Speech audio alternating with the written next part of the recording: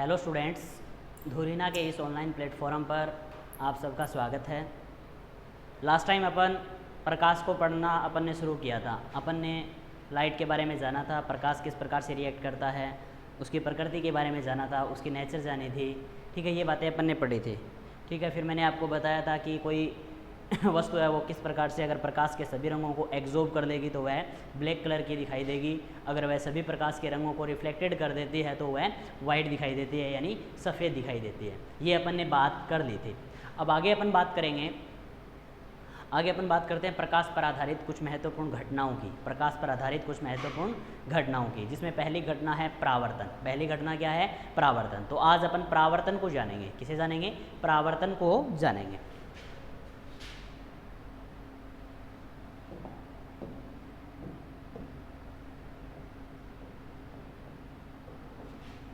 परावर्तन,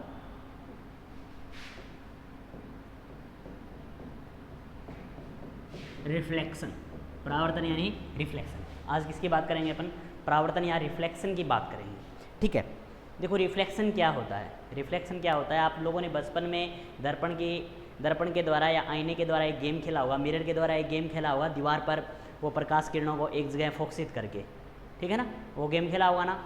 हाँ, कि प्रकाश दर्पण को सूर्य की तरफ किया और उससे आने वाली जो किरणें हैं उन्हें दीवार की तरफ क्या कर दिया? परावर्तित कर दिया। ये गेम आपने बचपन में बहुत खेला होगा। वो प्रकाश का परावर्तन होता है। देखिए परावर्तन क्या होता है कि जब कोई प्रकाश किरण एक माध्यम से, ध्यान से सुनना, जब कोई प्रकाश किरण एक माध्यम से दूसरे माध्यम में प्रवेश करते समय, जब कोई प्रकाश किरण एक माध्यम से दूसरे माध्यम में प्रवेश करते समय, गौर करना दोस्तों, जब कोई प्रकाश किरण एक माध्यम से दूसरे माध्यम में प्रवेश करते समय दोनों माध्यमों को अलग करने वाली सतह से टकराकर, दोनों माध्यमों को अलग करने वाली सतह से टकराकर वापिस पहले माध्यम में लौट जाए, दोनों माध्यमों को अलग करने वाली सतह से टकराकर वापिस पहले माध्यम में लौट जाए, इस घटना को प्रकाश का परावर्तन कहते हैं। इस घटना को क्या कहते हैं? प्रकाश का परावर्तन कहते हैं। परावर्तन का मतलब क्या है? देखो, ये है कोई कांच की एक समतल पट्टिका। ये क्या है? कोई कांच की एक समतल पट्टिका है। ठीक है, तो ये तो माध्यम फर्स्ट हो गया, मीडियम फर्स्ट, जिसे अपन बोल देंगे हवा, एयर। और ये यहाँ पे मीडियम सेकंड है, माध्यम सेकंड यानी माध्यम टू, जो क्या है? कांच है। माध्यम टू है वो क्या है? कांच है या दर्पण है। कांच या दर्पण मान लेता हूँ मैं। ठीक है, अब देखो, अब ये प्रकाश किरण आई, अब इन दोनों माध्यमों को अलग करने वाली सतह ये है ना, इससे टकराकर वापिस ये पहले माध्यम में लौट गई। तो इस घटना को अपन क्या बोलेंगे? Reflection of light. क्या बोलेंगे? रिफ्लेक्शन ऑफ लाइट बोलेंगे स्टूडेंट्स। ठीक है, तो इसे अपन ने बोल दिया रिफ्लेक्शन ऑफ लाइट या प्रकाश का परावर्तन। प्रकाश का परावर्तन या रिफ्लेक्शन ऑफ लाइट। प्रकाश का परावर्तन या रिफ्लेक्शन ऑफ लाइट। ओके, अब देखो आगे, अब बात करते हैं, ये परावर्तन है ना, ये जो परावर्तन है ये दो प्रकार का होता है। परावर्तन कितने प्रकार का होता है? दो प्रकार का होता है। क्लियर है?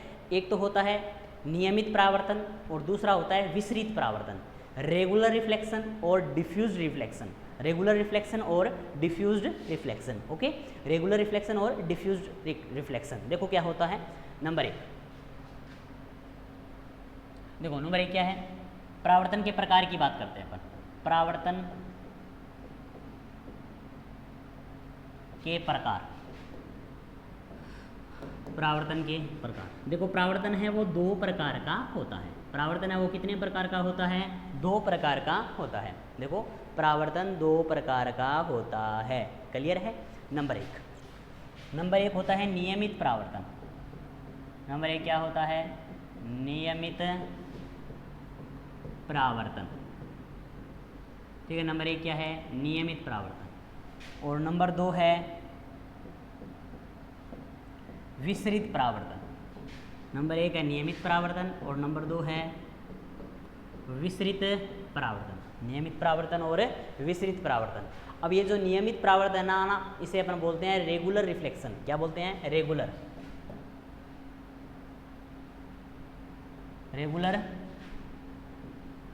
रिफ्लेक्शन। ठीक है, इसे अपन रेगुलर रिफ्लेक्शन बोल देंगे और इसे बोलते हैं डिफ्यूज्ड रिफ्लेक्शन। इसे क्या बोलते हैं? Diffused reflection. अब मैं पहले बात करता हूँ एक नंबर पे रेगुलर रिफ्लेक्शन की, यानी नियमित परावर्तन की बात करता हूँ। एक नंबर पे मैं किसकी बात करता हूँ? नियमित परावर्तन या रेगुलर रिफ्लेक्शन, नियमित परावर्तन या रेगुलर रिफ्लेक्शन की बात करता हूँ। तो देखिए रेगुलर रिफ्लेक्शन क्या होता है, रेगुलर रिफ्लेक्शन क्या होता है उसकी बात करते हैं। देखिए दोस्तों, देखिए स्टूडेंट्स, रेगुलर रिफ्लेक्शन है ना, जो रेगुलर रिफ्लेक्शन है उसकी बात करेंगे। अब देखिए रेगुलर रिफ्लेक्शन में क्या होता है, नियमित परावर्तन, नियमित परावर्तन। देखो नियमित परावर्तन में क्या होगा, रेगुलर रिफ्लेक्शन में क्या होगा, नियमित परावर्तन में क्या होगा। नियमित परावर्तन में देखो, नियमित परावर्तन में प्रकाश किरणें है ना, अगर किसी चिकने पृष्ठ पर, किसी चिकने पृष्ठ पर आपतित होंगी, किसी चिकने पृष्ठ पर क्या होंगी, आपतित होंगी। जब प्रकाश किरणें किसी चिकने पृष्ठ पर आपतित होंगी, समझ रहे हो बात को, जब प्रकाश किरणें किसी चिकने पृष्ठ पर आपतित होंगी तो वो एक दूसरे के पैरेलल एक निश्चित एंगल से, यानी एक निश्चित कोण से एक निश्चित दिशा में क्या होंगी, परावर्तित होंगी। देखिए कैसे, जैसे ये कोई समतल दर्पण है या ये कोई चिकना पृष्ठ है, इस पर कोई, ये कोई चिकना पृष्ठ है, इस पर कई सारी प्रकाश किरणें एक साथ आपतित हो रही हैं, ठीक है, इंसिडेंट रहे हैं ये आपतित किरणें, एक साथ कई प्रकाश किरणें आपतित हो रही हैं। क्लियर है, एक साथ कई प्रकाश किरणें क्या हो रही हैं, आपतित हो रही हैं। अब जब ये चिकने पृष्ठ पर आपतित होंगी ना, तो एक दूसरे के समांतर, तो एक दूसरे के समांतर एक निश्चित दिशा में और एक निश्चित कोण से क्या हो जाएंगी, परावर्तित हो जाएंगी, रिफ्लेक्टेड हो जाएंगी। ठीक है, देखिए किस प्रकार से, इस प्रकार से, ये देखो, ये एक निश्चित दिशा में क्या हो गई, परावर्तित हो गई। ठीक है, तो इस प्रकार के परावर्तन को अपन क्या बोलते हैं, रेगुलर रिफ्लेक्शन या नियमित परावर्तन बोलते हैं। इस प्रकार के परावर्तन को अपन क्या बोलते हैं, रेगुलर रिफ्लेक्शन या नियमित परावर्तन, रेगुलर रिफ्लेक्शन या नियमित परावर्तन बोलते हैं। क्लियर है, आगे बढ़े। अब देखो आगे,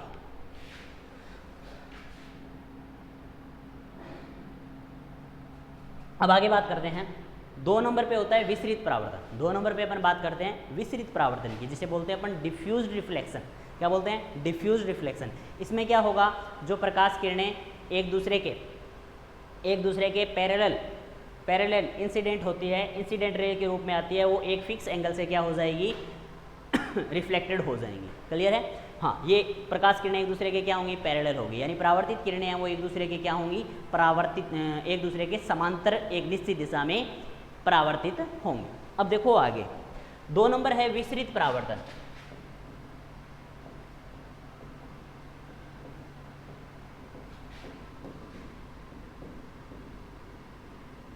दो नंबर है विसरित परावर्तन। 2 नंबर क्या है, विसरित परावर्तन। देखो विसरित परावर्तन क्या होता है, विसरित परावर्तन का मतलब ये है कि जब प्रकाश किसी खुरदरे पृष्ठ पर आपतित हो, यानी जब प्रकाश किरणें या लाइट रे है वो किसी खुरदरे पृष्ठ पर, रफ सरफेस है ना, उसके ऊपर आपतित होती है, यानी उस पर इंसिडेंट होती है, तो वो अलग अलग दिशाओं में क्या हो जाएंगी, रिफ्लेक्टेड हो जाएंगी, अलग अलग डायरेक्शन में वो क्या हो जाएंगी, रिफ्लेक्टेड हो जाएंगी, जिसे अपन डिफ्यूज्ड रिफ्लेक्शन बोलते हैं। जिसे अपन क्या बोलते हैं, डिफ्यूज्ड रिफ्लेक्शन। क्या बोलते हैं, डिफ्यूज्ड रिफ्लेक्शन। देखो जैसे ये कोई खुरदरा पृष्ठ है,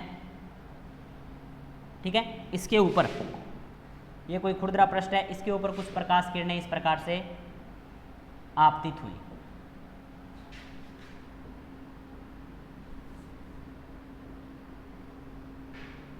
ठीक है, तो ये अलग अलग दिशा में क्या हो जाएंगी, परावर्तित हो जाएंगी इस प्रकार से। ठीक है, इस प्रकार से अलग अलग दिशा में क्या हो जाएंगी, परावर्तित हो जाएंगी। इस प्रकार के परावर्तन को अपन क्या बोलते हैं, विसरित परावर्तन बोलते हैं। इस प्रकार के परावर्तन को अपन क्या बोलते हैं, विसरित परावर्तन बोलते हैं। ठीक है, अब एक बात ध्यान रखना, अपन को सामान्यतः विसरित परावर्तन के कारण ही दिखाई देता है। अपन को सामान्यतः किसके कारण दिखाई देता है, विसरित परावर्तन के कारण ही दिखाई देता है। कैसे, देखिए मैं बात करता हूँ पेड़ के नीचे, पेड़ के नीचे, पेड़ के नीचे छाया होती है ना, ठीक है, इसी प्रकार मैं बोल दूँ कमरे में, कमरे में भी छाया होती है, तो इन दोनों में हमें दिखाई किसके कारण देता है, विसरित परावर्तन के कारण दिखाई देता है। नियमित परावर्तन के कारण अपन देखते नहीं है, अपन किसके कारण देख पाते हैं? विसरित परावर्तन के कारण देख पाते हैं। क्लियर है? विसरित परावर्तन के कारण देख पाते हैं। नियमित परावर्तन है वो एक मिरर करता है, नियमित परावर्तन है वो क्या करता है? एक मिरर। क्या मिरर से आती हुई प्रकाश किरणों को आप देख सकते हो? क्या मिरर से आती हुई प्रकाश किरणों को आप देख सकते हो? कभी मिरर की तरफ देखना, मिरर की तरफ जब आप लोग देखोगे ना तो आपकी आंखें चौंधिया जाएंगी। ठीक है, हाँ, अपन लोकल लैंग्वेज में बोलते हैं ना, पड़को पड़ जाए वो, क्या बोल पड़ जाए वो? पड़को पड़ जाए वो जी। ठीक है, तो वही बात है। तो हमें बेड के नीचे या कमरे में विसरित परावर्तन के कारण, विसरित परावर्तन के कारण दिखाई देता है, विसरित परावर्तन के कारण दिखाई देता है। ठीक है, विसरित परावर्तन के कारण दिखाई देता है। क्लियर है? हाँ, तो ये परावर्तन के टाइप थे, टाइप ऑफ रिफ्लेक्शन। तो there are 2 type of reflection, number 1 regular reflection और नंबर 2 डिफ्यूज रिफ्लेक्शन। ठीक है, रेगुलर रिफ्लेक्शन में क्या होगा? जो रिफ्लेक्टेड रेज होंगी वो एक दूसरे के पैरेलल होंगी, और जो डिफ्यूज रिफ्लेक्शन है उसमें क्या होगा? जो रिफ्लेक्टेड प्रकाश किरणें वो एक दूसरे के पैरेलल नहीं होकर अलग अलग डायरेक्शन में होगी, इनकी डायरेक्शन है वो क्या होंगी? अलग अलग होंगी। क्लियर है? हाँ, अब देखो आगे बात करते हैं अपन परावर्तन के नियमों की। आगे किसकी बात करते हैं अपन? परावर्तन के नियमों की बात करते हैं। ठीक है, किसकी बात करते हैं? परावर्तन के नियमों की बात करते हैं। तो परावर्तन के नियम, आगे हेडिंग क्या लगानी है? परावर्तन के नियम।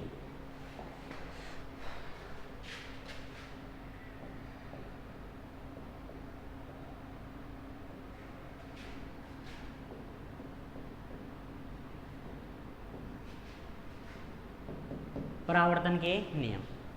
ठीक है, rule of reflection, rule of reflection यानी परावर्तन के नियम। देखो, परावर्तन के 2 नियम हैं। परावर्तन के कितने नियम हैं? 2। परावर्तन के कितने नियम हैं? 2। लॉज ऑफ रिफ्लेक्शन, परावर्तन के कितने नियम हैं? 2। देखो, पहला नियम, आपतित किरण, आपतित किरण कोमा परावर्तित किरण एवं अभिलंब। आपतित किरण, परावर्तित किरण एवं अभिलंब। आपतित किरण, परावर्तित किरण एवं अभिलंब तीनों एक ही तल में स्थित होते हैं। तीनों एक ही तल में स्थित होते हैं। तीनों एक ही तल में स्थित होते हैं, यानी ये एक ही प्लेन के अंदर प्रेजेंट होते हैं। देखो किस प्रकार से, जैसे ये कोई सरफेस है, ठीक है, ये कोई सरफेस है, ये अब देखो ये हो गई आपतित किरण, ये क्या हो गई? आपतित किरण, ये हो गई आपतित किरण। क्या हो गई? आपतित किरण। ठीक है, थोड़ा ध्यान से समझना, ये आपतित किरण हो गई, ये हो गई परावर्तित किरण, और लंबवत आने वाली प्रकाश किरण है ना वो अभिलंब कहलाती है। लंबवत आने वाली प्रकाश किरण क्या कहलाती है? अभिलंब कहलाती है। तो ये क्या है? अभिलंब है। ये क्या है? अभिलंब। इसे बोलेंगे अपन आपतित किरण, आपतित किरण। ठीक है, इसे बोलेंगे अपन परावर्तित किरण,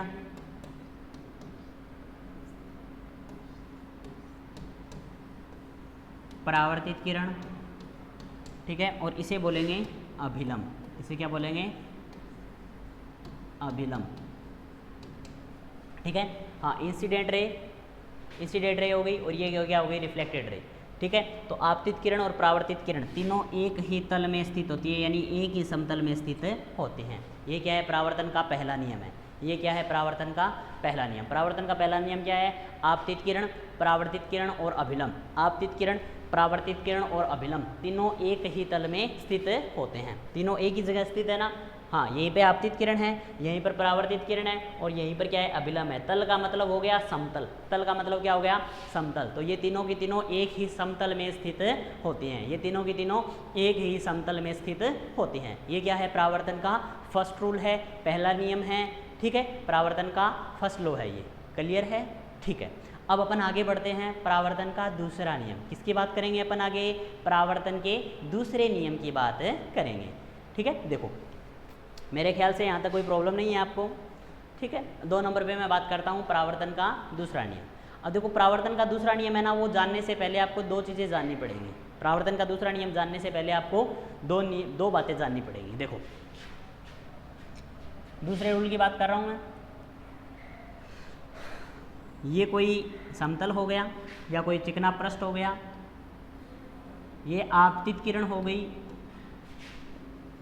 ये परावर्तित किरण हो गई,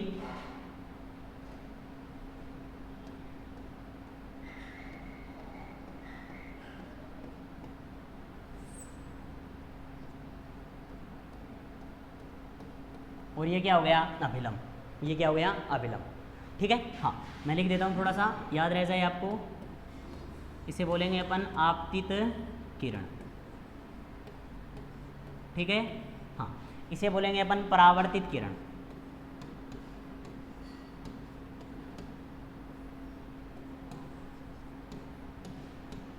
इसे क्या बोलेंगे परावर्तित किरण, ठीक है। हाँ और ये हो गया अभिलंब, ये क्या हो गया अभिलंब। आपतित किरण, परावर्तित किरण और अभिलंब। अब देखो अभिलंब और आपतित किरण के बीच का कोण है ना, आपतन कोण कहलाता है। क्या कहलाता है? आपतन कोण, इंसिडेंट एंगल, आपतन कोण, इंसिडेंट एंगल क्या कहलाता है? Incident angle, incident angle. Clear है? इंसिडेंट एंगल यानी आपतन कोण, जिसे अपन डिनोट करेंगे इंसिडेंट के स्मॉल आई से। किसे डिनोट करेंगे? स्मॉल आई से। यानी अभिलंब और आपतित किरण के बीच का कोण, अभिलंब और आपतित किरण के बीच का कोण क्या कहलाता है? इंसिडेंट एंगल या आपतन कोण कहलाता है। इंसिडेंट एंगल या आपतन कोण कहलाता है। अब परावर्तित किरण और अभिलंब के बीच का कोण है ना, परावर्तन कोण या रिफ्लेक्टेड एंगल, परावर्तन कोण या रिफ्लेक्टेड एंगल कहलाता है। परावर्तन कोण या रिफ्लेक्टेड एंगल कहलाता है। परावर्तन कोण या रिफ्लेक्टेड एंगल कहलाता है। परावर्तन कोण या रिफ्लेक्टेड एंगल कहलाता है। क्लियर है? हाँ तो इसे रिफ्लेक्टेड एंगल के किसे डिनोट करेंगे? आर से डिनोट करेंगे। किसे डिनोट करेंगे? आर से डिनोट करेंगे, स्मॉल आर से डिनोट करते हैं। आपतन कोण को अपन ऑलवेज है ना स्मॉल आई से डिनोट करेंगे और रिफ्लेक्टेड एंगल यानी परावर्तन कोण को अपन ऑलवेज स्मॉल आर से डिनोट करेंगे। किसे डिनोट करेंगे? स्मॉल आर से। तो अपना सेकंड रूल है, बिल्कुल इजी सा है। कोण आई इक्वल क्या होता है? एंगल आई इक्वल क्या होता है? एंगल आर, अर्थात कोण आई बराबर कोण आर होता है। कोण आई बराबर क्या होता है? कोण आर, ठीक है। दूसरा नियम क्या है? कोण आई बराबर है कोण आर, यानी क्या बोलेंगे? आपतन कोण और परावर्तन कोण क्या होते हैं? बराबर होते हैं। आपतन कोण और परावर्तन कोण क्या होते हैं? बराबर होते हैं। समझ में आए ना? आपतन कोण और परावर्तन कोण क्या होते हैं? बराबर होते हैं। इसी के साथ कंप्लीट होते हैं परावर्तन के नियम। इसी के साथ क्या कंप्लीट होते हैं? परावर्तन के नियम कंप्लीट होते हैं। क्लियर है? अब अपन आगे बढ़ते हैं। आगे अपन बात करते हैं, अब देखो परावर्तन पर आधारित परावर्तन है ना, उस पर आधारित है एक युक्ति या एक डिवाइस जिसका नाम बोल सकते हैं अपन मिरर। मिरर है ना, वो पूरा का पूरा परावर्तन के गुण स्पष्ट करता है। यानी मिरर है या दर्पण है, उसका अस्तित्व ही परावर्तन के कारण है। मिरर में अपन को दिखाई देता है ना, अपन सुबह सुबह जो दर्पण देखते हैं, वाह क्या लग रहा है भाई, तो ऐसे बोलते हैं ना। हाँ जो मिरर है ना दर्पण, वो दर्पण परावर्तन के कारण ही कार्य करता है। आपकी जो बढ़िया सी तस्वीर दर्पण के अंदर दिखाई देती है, आपका जो छाया चित्र, आपकी बढ़िया सी इमेज, ठीक है। हाँ जब आप अपने केसों को संवारते हो, ठीक है, वो दिखाई देता है ना, तो किसके कारण दिखाई देता है? परावर्तन के कारण दिखाई देता है। यानी याद रखना, दर्पण में हमेशा परावर्तन के कारण ही आपका प्रतिबिंब दिखाई देता है। समझ गए? हाँ दर्पण में परावर्तन के कारण ही आपका प्रतिबिंब दिखाई देता है। क्लियर है? अब देखो आगे, अब मैं आगे बात कर रहा हूँ, आगे मैं बात कर रहा हूँ दर्पण की। किसकी बात कर रहा हूँ? दर्पण की। गौर करना, दर्पण पढ़ेंगे अपन आगे। दर्पण,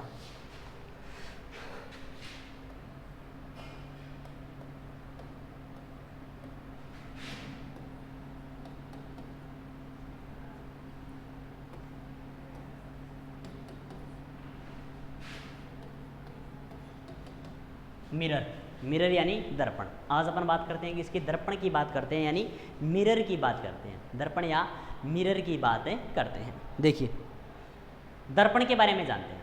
दर्पण क्या होता है? दर्पण क्या होता है?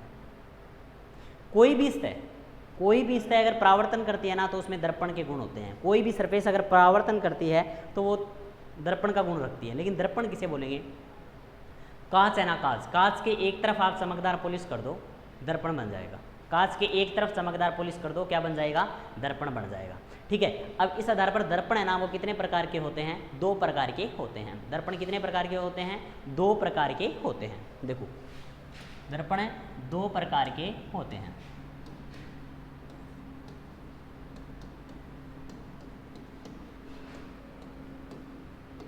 ठीक है, दर्पण कितने प्रकार के होंगे? 2 प्रकार के होंगे। नंबर 1 समतल दर्पण।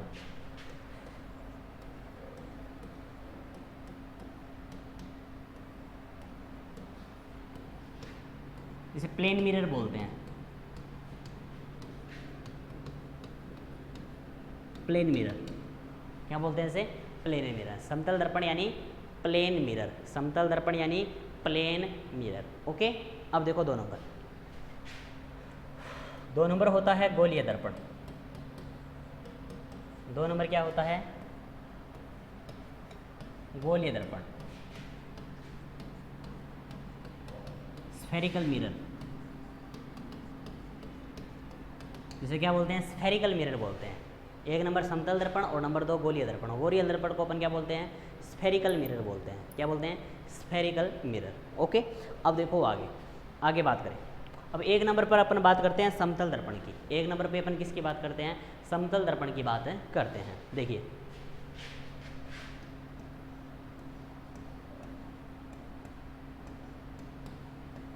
समतल दर्पण,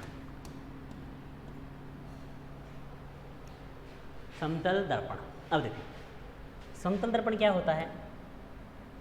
कांच की कोई एक समतल पट्टिका है। कांच की आपके पास क्या है? कोई एक समतल पट्टिका है। समझ गए ना? ये आपके पास कांच की क्या है? कोई एक समतल पट्टिका है। इसके एक तरफ आप क्या कर दो? चमकदार पॉलिश कर दो। इसके एक तरफ आप क्या कर दो? चमकदार पॉलिश कर दो। तो कांच की एक समतल पट्टिका के एक तरफ चमकदार पॉलिश करने से किसका निर्माण होता है? समतल दर्पण का निर्माण होता है। कांच की एक समतल पट्टिका के एक तरफ चमकदार पॉलिश करने से समतल दर्पण का निर्माण होता है। इस साइड में ये क्या होती है? चमकदार पॉलिश। ठीक है, इस साइड में अगर आपने पॉलिश कर रखी है तो ये जो सरफेस होगी ना वो किसकी तरह ट्रीट करेगी? एक मिरर की तरह ट्रीट करेगी, यानी एक दर्पण की तरह व्यवहार करेगी। अब देखो आगे, तो इसे ये जो चमकदार पॉलिश है ये सामान्यतः की जाती है निकल की या कोबाल्ट की। निकल या कोबाल्ट की जाती है। अगर आपको बेस्ट चमक चाहिए ना, बेस्ट मिरर चाहिए, सबसे अच्छा मिरर आपके पास हो तो आप इसके चारों ओर इसके एक तरफ पॉलिश है ना वो एजी, किसकी? एजी की यानी चांदी की, यानी सिल्वर की पॉलिश करवाइए। सिल्वर की पॉलिश है ना वो सबसे बेहतरीन होती है। सिल्वर की पॉलिश है ना वो सबसे बेहतरीन होती है। क्लियर है? हाँ, चांदी की पॉलिश अगर दर्पण के करवाओगे ना तो वो दर्पण सबसे बेहतरीन होगा, वो दर्पण सबसे बेहतरीन होगा। समझ रहे हो? अब देखो आगे, एक बात बताओ स्टूडेंट्स, एजी का एटॉमिक नंबर कितना होता है? एजी का एटॉमिक नंबर कितना होता है? जिसे अपन बोलते हैं परमाणु क्रमांक, जिसे डिनोट करते हैं जेड से। किससे डिनोट करते हैं? जेड से। तो एजी का एटॉमिक नंबर कितना होता है? 47। चांदी है ना वो 47 नंबर पे आती है पीरियोडिक टेबल में या आवर्त सारणी में। आवर्त सारणी में सिल्वर का जो प्लेस है, चांदी का जो स्थान है वो 47 नंबर है। ओके, अब 2 नंबर पे बात करें। एक होता है सोना, AU, जिसे अपन गोल्ड बोलते हैं। जिसे अपन क्या बोलते हैं? गोल्ड। क्या बोलते हैं? गोल्ड। गोल्ड का एटॉमिक नंबर या परमाणु क्रमांक कितना होता है? गोल्ड का एटॉमिक नंबर या परमाणु क्रमांक कितना होता है? 79 होता है। गोल्ड का एटॉमिक नंबर कितना होता है? 79। गोल्ड का एटॉमिक नंबर कितना होगा? 79। कितना होगा? 79। अब देखो आगे, तो ये तो क्या था? समतल दर्पण था। क्या था ये? समतल दर्पण। अपन क्या पढ़ रहे हैं? दर्पण पढ़ रहे हैं। दर्पण कितने प्रकार का होता है? 2 प्रकार का होता है। नंबर 1 है समतल दर्पण और नंबर 2 है गोलीय दर्पण। अब जो समतल दर्पण है ना, वो कैसे बनता है कि कांच की आपके पास है कोई समतल पट्टिका है, कांच की आपके पास क्या है, कोई एक समतल पट्टिका है, उसके एक तरफ आप क्या कर दो, चमकदार पॉलिश कर दो, उसके एक तरफ आप क्या कर दो, चमकदार पॉलिश कर दो। जब आप कांच की समतल पट्टिका के एक तरफ चमकदार पॉलिश करते हो ना, तो इससे क्या बनेगा, समतल दर्पण बनेगा। इससे क्या बनेगा, समतल दर्पण बन जाएगा। और यह पॉलिश किसकी की जाती है, चांदी या सोने की जाती है, चांदी या सिल्वर, निकल या कोबाल्ट की जाती है। और अगर आपको बेस्ट मिरर चाहिए तो ये पॉलिश किसकी कीजिए, चांदी की कीजिए। ये पॉलिश किसकी कीजिए, चांदी की कीजिए। अब 2 नंबर पे अपन बात करते हैं गोलीय दर्पण की। 2 नंबर पे अपन किसकी बात करते हैं, गोलीय दर्पण की बात करते हैं, जिसे अपन क्या बोलते हैं, स्फेरिकल मिरर बोलते हैं। क्या बोलते हैं students, spherical mirror. Spherical mirror या गोलीय दर्पण, स्फेरिकल मिरर या गोलीय दर्पण।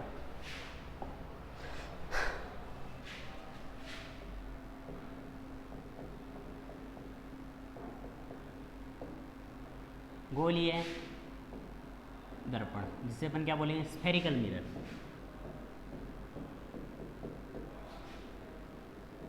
स्फेरिकल मिरर, स्फेरिकल मिरर, गोलीय दर्पण यानी स्फेरिकल मिरर। किसकी बात करते हैं, गोलीय दर्पण की बात करते हैं। देखिए गोलीय दर्पण में जो गोलीय दर्पण होता है वो एक गोले का कटा हुआ भाग होता है, एक स्फेयर होता है ना, उसका कटा हुआ भाग होता है। गोलीय दर्पण एक स्फेयर का या एक गोले का कटा हुआ भाग होता है। देखिए जैसे ये गोला है,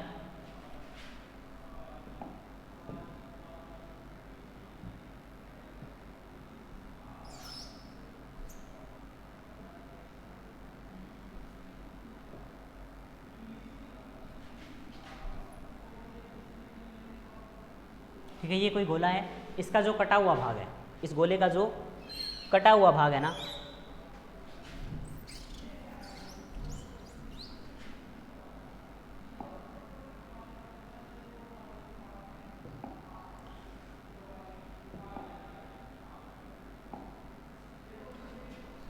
देखो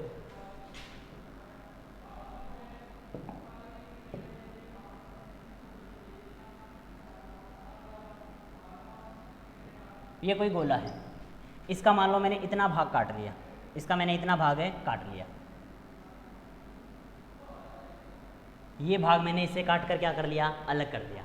अब ये जो गोले का कटा हुआ भाग है, ये जो गोले का कटा हुआ भाग है, इस कटे हुए भाग के कोई एक साइड में आप क्या कर दो, पॉलिश कर दो। ठीक है, किसी कांच के गोले के, ये गोला है ना वो कांच का बना हुआ है, यानी किसी कांच के गोले के कटे हुए भाग के, किसी कांच के गोले के कटे हुए भाग के या तो अब ऊपर की साइड या नीचे की साइड क्या कर दो, चमकदार पॉलिश कर दो। क्या बन जाएगा, गोलीय दर्पण बन जाएगा। क्या बन जाएगा, गोलीय दर्पण। यानी गोलीय दर्पण क्या होता है, किसी कांच के गोले के कटे हुए भाग के, ठीक है ना, जो ग्लास का एक गोला है यानी ग्लास का एक स्फेयर है, उसका आप एक पार्ट कट कर लीजिए, उस कट किए हुए पार्ट के एक साइड में आप क्या कर दो, पॉलिश कर दो। इससे क्या बन जाएगा, स्फेरिकल मिरर बन जाएगा। क्या बन जाएगा, स्फेरिकल मिरर बन जाएगा, जिसे अपन क्या बोलते हैं, गोलीय दर्पण बोलते हैं, जिसे अपन क्या बोलते हैं, गोलीय दर्पण। अब देखो अब होगा क्या, तो ये दर्पण कितने प्रकार के होंगे, 2 प्रकार के होते हैं। यानी गोलीय दर्पण कितने प्रकार के होते हैं, 2 प्रकार के होते हैं। गोलीय दर्पण कितने प्रकार के होते हैं, 2 प्रकार के होते हैं। गोलीय दर्पण कितने प्रकार के होते हैं, 2 प्रकार के होते हैं। नंबर 1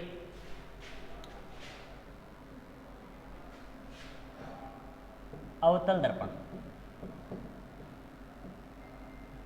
और नंबर 2 उत्तल दर्पण।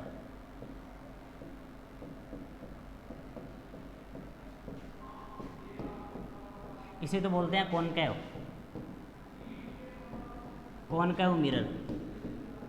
इसे क्या बोलेंगे, कॉनकैव मिरर बोलते हैं इसे क्या बोलते हैं, कॉनकैव मिरर। क्या बोलते हैं इसे, कॉनकैव मिरर। क्या बोलते हैं इसे, कॉनकैव मिरर बोलते हैं। क्लियर है, हाँ। और दूसरा होता है उत्तल दर्पण। उत्तल दर्पण को बोलते हैं कॉन्वेक्स मिरर। उत्तल दर्पण को क्या बोलते हैं, कॉन्वेक्स मिरर बोलते हैं।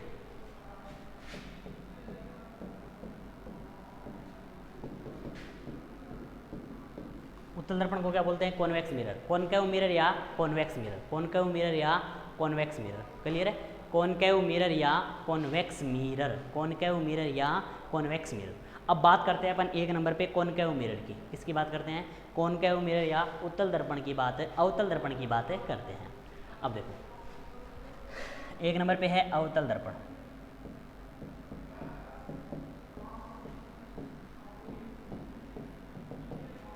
एक नंबर पे क्या है? अवतल दर्पण है। एक नंबर पे क्या है? अवतल दर्पण है। देखो अवतल दर्पण क्या होता है, इसे अपन किस प्रकार से डेफिनाइट करेंगे, इसकी डेफिनेशन अपन किस प्रकार से प्रेजेंट करेंगे, मैं उसकी बात करता हूँ। देखो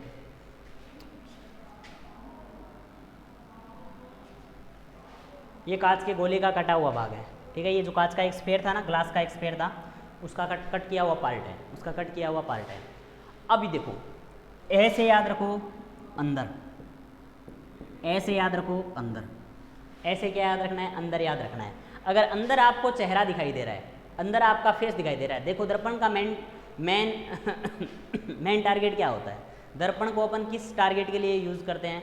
चेहरा देखने के लिए ना, अपना फेस देखने के लिए। अरे भाई वाह, क्या लग रहा है, तो इस प्रकार से यूज़ करते हैं ना। अगर आपको ऐसे याद रखो अंदर चेहरा दिखाई दे रहा है, तो यानी दर्पण की ये जो कांच का कटा हुआ भाग है वो अंदर की साइड से दर्पण की तरह ट्रीट कर रहा है, तो इसका मतलब पॉलिश है वो ऊपर की हुई है, पॉलिश है वो ऊपर की ओर की हुई है, ठीक है। तो अपन क्या बोलेंगे? कांच के गोले के कटे हुए भाग के, कांच के गोले के कटे हुए भाग के ऊपर की ओर चमकदार पॉलिश की हो और अंदर का भाग दर्पण के रूप में कार्य करे ना, तो उसे अपन अवतल दर्पण बोलते हैं। उसे अपन क्या बोलते हैं? अवतल दर्पण। यानी वह गोलीय दर्पण जिसके ऊपर की ओर चमकदार पॉलिश की हुई हो और अंदर का भाग दर्पण की तरह ट्रीट करता है या दर्पण की तरह कार्य करता है, तो उसे अपन क्या बोलते हैं? अवतल दर्पण बोलते हैं या कॉनकेव मिरर बोलते हैं। क्या बोलते हैं इसे? Concave mirror. क्या बोलते हैं? Concave mirror. क्लियर है? अब देखो 2 नंबर,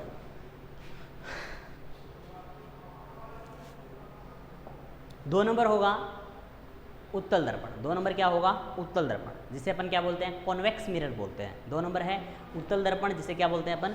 कॉन्वेक्स मिरर बोलते हैं। देखो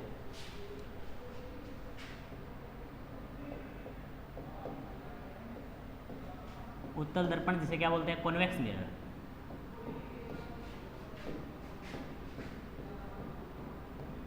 कॉन्वेक्स मिरर। उत्तल दर्पण को अपन क्या बोलेंगे? कॉन्वेक्स मिरर बोलेंगे। उत्तल दर्पण को अपन क्या बोलेंगे? कॉन्वेक्स मिरर बोलेंगे। देखो कॉन्वेक्स मिरर, देखो कॉन्वेक्स मिरर क्या होता है? अब देखो कॉन्वेक्स मिरर यानी उत्तल दर्पण। अब ऊ से याद रखो ऊपर, ऊ से आपको क्या याद रखना है? ऊपर याद रखना है। ऊ से अगर आपको क्या रखना है? ऊपर। जैसे ये कांच के गोले का कटा हुआ भाग है, ये क्या है? कांच के गोले का कटा हुआ भाग है, ये कांच के गोले का कटा हुआ भाग है। अब ऊपर अगर आपको चेहरा दिखाई दे रहा है, यानी यह ऊपर की ओर से दर्पण की तरह कार्य कर रहा है, तो जाहिर सी बात है इसके अंदर क्या की हुई होगी? चमकदार पॉलिश की हुई होगी। इसके अंदर क्या की हुई होगी?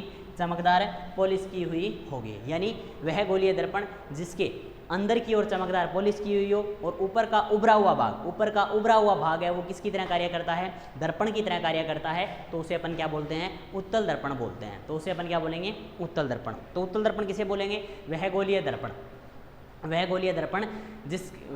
दर्पण जिसमें अंदर की ओर चमकदार पॉलिश की हुई हो, बाहर का या ऊपर का या उभरा हुआ भाग अगर दर्पण की तरह कार्य करता है, तो उसे अपन क्या बोलते हैं? उत्तल दर्पण बोलते हैं। ठीक है स्टूडेंट्स, अब इसे एक बार अपन रिवाइज करते हैं और फिर अगली बात करेंगे अपन अगली नेक्स्ट क्लास में। आगे की बात अपन नेक्स्ट क्लास में करेंगे। इसे एक बार अपन थोड़ा सा क्या कर लेंगे? रिवाइज कर लेते हैं कि आज अपन ने क्या पढ़ा है, किस प्रकार से पढ़ा है, क्यों पढ़ा है, उन सब बातों को अपन डिटेल में एक बार फिर से कर लेते हैं। अब देखो यहाँ से शुरू किया था अपन ने रिफ्लेक्शन या परावर्तन। परावर्तन क्या होता है? जब कोई प्रकाश किरण एक माध्यम से दूसरे माध्यम में, जब कोई लाइट रे है वो फर्स्ट मीडियम से सेकंड मीडियम में जाती है ना, तो दोनों मीडियम को अलग करने वाले सरफेस से टकराकर वापस पहले माध्यम में लौट जाती है, तो इस घटना को प्रकाश का परावर्तन कहते हैं। कि जब कोई प्रकाश किरण एक माध्यम से दूसरे माध्यम में प्रवेश करते समय दोनों माध्यमों को अलग करने वाली सरफेस से टकराकर वापस पहले माध्यम में लौट जाए, इस घटना को प्रकाश का परावर्तन कहते हैं। अब परावर्तन है वो 2 प्रकार का होता है, नियमित परावर्तन यानी रेगुलर रिफ्लेक्शन और विस्तृत परावर्तन यानी डिफ्यूज रिफ्लेक्शन। अब अपन ने बात की थी नियमित परावर्तन की। नियमित परावर्तन क्या होता है? कि जब कोई प्रकाश किरण कांच जैसी किसी समतल पट्टिका पर आपतित होता है, कांच जैसे किसी समतल पट्टिका पर आपतित होता है, तो वो एक निश्चित डायरेक्शन में सारी की सारी प्रकाश किरणें एक दूसरे के पैरेलल यानी समांतर एक निश्चित डायरेक्शन में एक निश्चित एंगल से रिफ्लेक्ट होती है यानी परावर्तित होती है। इसे अपन क्या बोलते हैं, नियमित परावर्तन या रेगुलर रिफ्लेक्शन, नियमित परावर्तन या रेगुलर रिफ्लेक्शन बोलते हैं।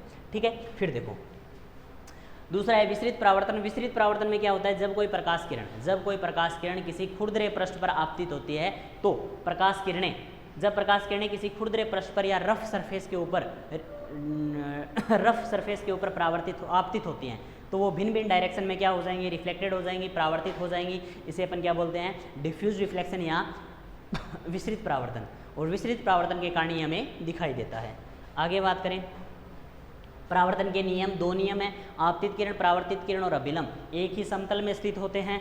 और अगला क्या है, आपतन कोण और परावर्तन कोण क्या होते हैं, बराबर होते हैं। अगला क्या है, आपतन कोण और परावर्तन कोण एक दूसरे के क्या होते हैं, बराबर होते हैं। आपतन कोण और परावर्तन कोण एक दूसरे के क्या होंगे, बराबर होंगे।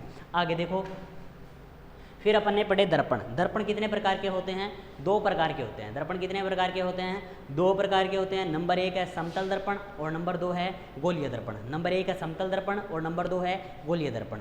समतल दर्पण क्या होता है, कोई कांच की एक समतल पट्टिका है आपके पास, उसके एक साइड में आप क्या कर दो, चमकदार पॉलिश कर दो। ठीक है, तो दूसरी साइड है ना वो एक मिरर की तरह कार्य करती है, एक दर्पण की तरह कार्य करती है। तो इस प्रकार के दर्पण को अपन क्या बोलते हैं, समतल दर्पण बोलते हैं, प्लेन मिरर बोलते हैं। ठीक है, और ये चमकदार पॉलिश है ना वो किसकी की हुई होती है, ये जो चमकदार पॉलिश है ना ये किसकी की हुई होती है, निकल या कोबाल्ट की जाती है। और अगर आपको बेस्ट मिरर चाहिए तो आप ये पॉलिश किसकी करवाइए, चांदी की करवाइए या सिल्वर की करवाइए। तो सिल्वर का एटॉमिक नंबर मैंने आपको बताया 47 होता है और गोल्ड का एटॉमिक नंबर कितना होता है, 79 होता है। ये थोड़े थोड़े करके याद कर लेना, क्योंकि आपका जो 7वां चैप्टर है ना पीरियोडिक टेबल वाला, आवर्त सारणी वाला, उसमें ये आपको काम आएगा। ठीक है, उसमें ये आपको क्या आएगा, काम आएगा।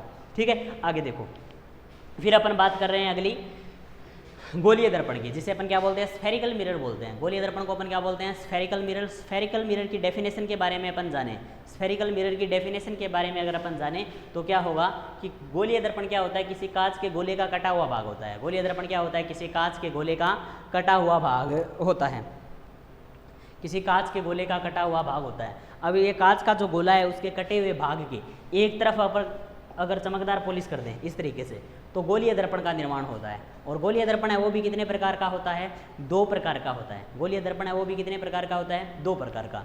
नंबर 1 अवतल दर्पण और नंबर 2 उत्तल दर्पण। नंबर 1 अवतल दर्पण होगा और नंबर 2 उत्तल दर्पण होगा। अब अवतल दर्पण क्या होता है कि अगर अंदर की तरह देखो, वह गोलीय दर्पण जिसके ऊपर की ओर पॉलिश की हुई हो और ऐसे अंदर का भाग दर्पण की तरह कार्य करता है, उसे अवतल दर्पण या कॉनकेव मिरर बोलते हैं। अवतल दर्पण या कॉनकेव मिरर बोलते हैं। दूसरा पार्ट अपन ने क्या पढ़ा था, उत्तल दर्पण पढ़ा था। उत्तल दर्पण में क्या याद रखना है, वह गोलीय दर्पण जिसके अंदर की ओर पॉलिश की हुई हो और उसे ऊपर का या उभरा हुआ भाग दर्पण की तरह कार्य करता है, उसे अपन क्या बोलते हैं, उत्तल दर्पण बोलते हैं। दैट्स ऑल स्टूडेंट्स, कल जानेंगे अपन दर्पण से संबंधित परिभाषाओं को, डेफिनेशंस हैं, इनके बारे में अपन बात करेंगे अगली क्लास में। Thank you.